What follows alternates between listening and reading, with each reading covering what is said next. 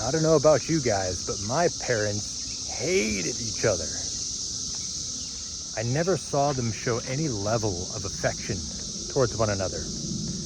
The only memory that I have that is of any relevance would be when I was about 4 and we were going to a restaurant and they swung me in between them on our way in. And I remember that because it's pretty much the only memory I have of them being cordial to one another. Which is kind of interesting considering that they were married when they had me. They divorced shortly after I was born, but nonetheless, they were married. I think I was an accident, to be quite honest. I mean, my mom was 41, my dad was 52. They were looking to wind down. Maybe the relationship, maybe the marriage was on the fritz, I don't know. But nonetheless, I don't think having a child was on the list.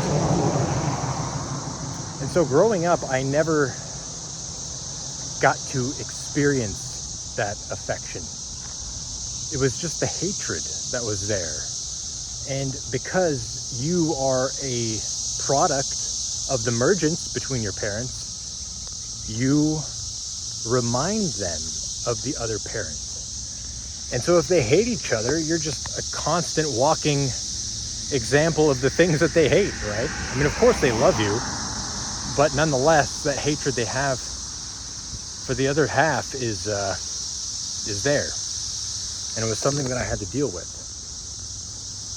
I was primarily raised by my mother. I saw my dad every other weekend. And luckily, he is a strong masculine figure, so I got exposed to that. And not boasting in that, like, oh, I think my dad will beat your dad up. But, like, I'm just saying, like, he was a strong dude. He persevered. He pushed through hardships. But on the other side of that, he was quite abrasive. He wanted to oppress. He wanted his way or the highway. And so he was never open to anybody's opinion. And if you didn't live up to his expectations, you were not living up to your true potential. And sometimes living up to that potential doesn't necessarily have to be in the way that your father imagines it to be. Now, growing up primarily with my mother, I got to see her intuitive side, her creative side,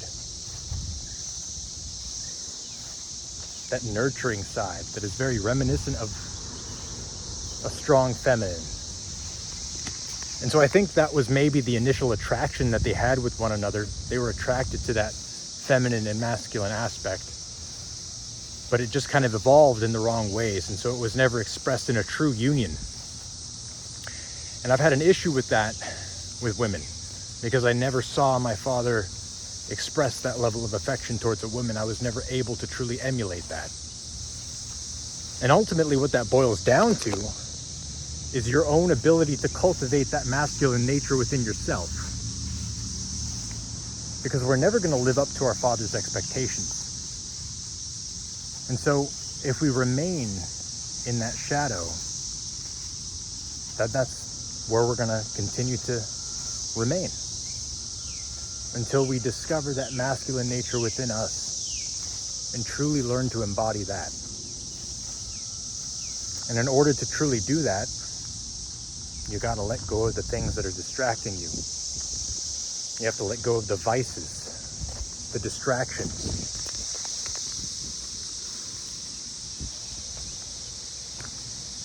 My father was an aerospace engineer, and he drove race cars in his free time. He was strong in mathematics, strong in logical thinking, very analytical. And so while I've noticed those qualities within myself, they never matched those expectations of my father. I'm not a race car driver. I'm not an aerospace engineer. But nonetheless, through being able to cultivate my strength from within, from being able to tap into that masculine nature, and through the ability of removing those distractions of addictions, I'm able to really cultivate those interests within myself, my own personal interests, whether they be going to the gym, whether they be creating YouTube content, or any other thing that interests. And even though they don't necessarily align with the expectations of my father, I can now see that there's a level of respect.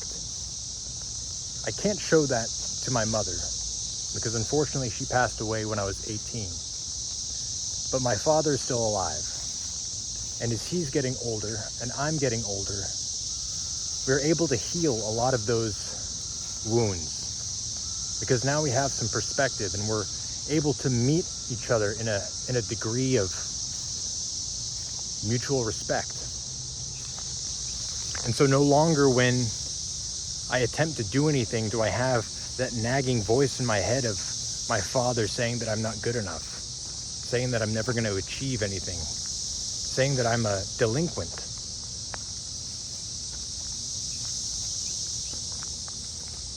That self-respect is cultivated through action, through doing the right action and ceasing the wrong action.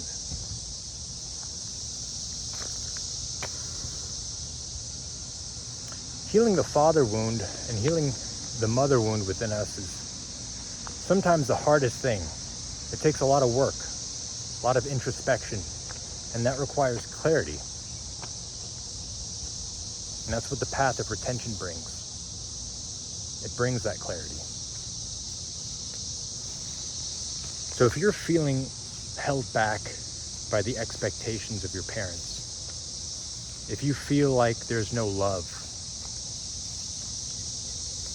the ultimate solution is forgiveness. And that only comes from you.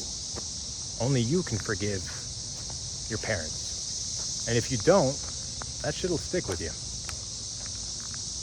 feels heavy. It's resistive. And I hope that you have the ability to go to your parents and forgive them. If you choose to do that, which I highly recommend. If not, that's a purely internal job. Nonetheless, still very effective, just as effective. So the key is forgiveness. I know parents suck. I know parents are difficult. And I know that the last thing that we as men want to do, if and when we have kids, is pass down a lot of that garbage, that baggage that we experienced from our childhood and regurgitate that onto our kids. Take what's good. Take what's good from your childhood and embody that. Show that to your kids. And work on yourself by dissolving a lot of those negative parts so that you don't project that onto others. That's where the real growth takes place, right? That's the real healing of the generational curse. I inherited addiction from my mother because when my parents got divorced, I know that my mother prioritized an addiction to methamphetamine over me. It's how I experienced it. But from her perspective, she was healing a wound. She loved me. I know she did. But that wound that was there from being rejected by the masculine, from experiencing a negative event, time with the masculine, from not being respected for the true feminine that she is by engaging with the true masculine, she resorted to addiction. And I find myself along a very similar path. And so while my mother is no longer here, by the grace of God, I still am. And so there's still time for me to heal a lot of these wounds. I hope. That's what I'm doing right now. And I encourage you to do the same. If you're struggling with an addiction, if you're struggling with lust, it's very difficult, especially in today's age. So what I would recommend is to join a group of men. who will hold you accountable. Because there's going to be some doubts, some thoughts that come in your mind. There's going to be moments where you feel like you're losing sight of the goal. I pray it doesn't happen to you, but it did to me. And if that does, you need a safety net. And a level of accountability from a group of men that are following the same path as you is the way to go. That's what's helping me today. So I encourage you to join the Sons of God. It's a Discord group. It's $15 a month. Price of a meal at McDonald's. For a month, you'll have access to a think tank of like-minded men that are going to encourage you and help you grow to be the most effective version of yourself. If this is something that you're interested in, please click the link down below. If you found this resonating, if you found this helpful in any way, please leave a comment. I'd like to hear your story. And I hope that by sharing it, we can help one another heal these wounds and truly be the strong men that future generations need. Thank you for watching. God bless, and may peace be with you.